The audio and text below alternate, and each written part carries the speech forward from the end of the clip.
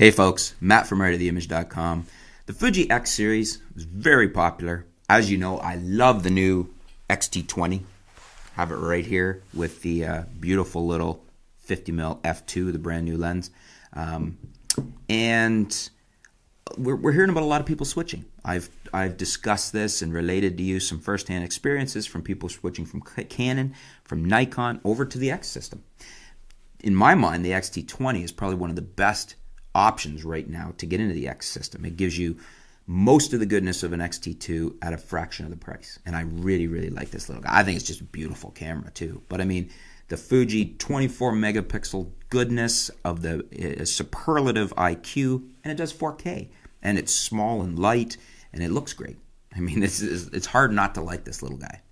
We have another user that's written in with a Fuji experience. And this is one I wanted to relate to you because it's interesting and has another little bit of a different take on it. This is from Pics. 4 years ago, I put my Nikons down, Nikon shooter since 1978, for the Fujifilm X system. Now I am fully invested in them, with the X Pro 2 being my favorite performer. My Nikon DSLR system is collecting dust. However, I occasionally use my old AI glass on my Fujis and on my Sonys if I'm doing video. Going Fujifilm was the best creative move for my photography, mainly because of IQ, overall performance, and ergonomics on the fly, as I am rooted in manual exposures from the film days and loved that someone brought back visible tactile manual dials and switches.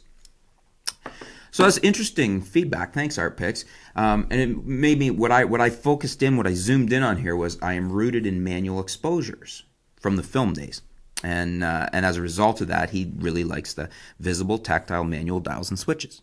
And I'm just curious, how many of you that have switched to Fuji, how many Fuji X shooters, whether you're, even on the X Pro 1 or the XT1, the XT10, if you're into the new X Pro 2, the XT2, the new XT20, which I love, is it these manual dials and the tactile ability that appeals to you? Is that a huge part of the appeal?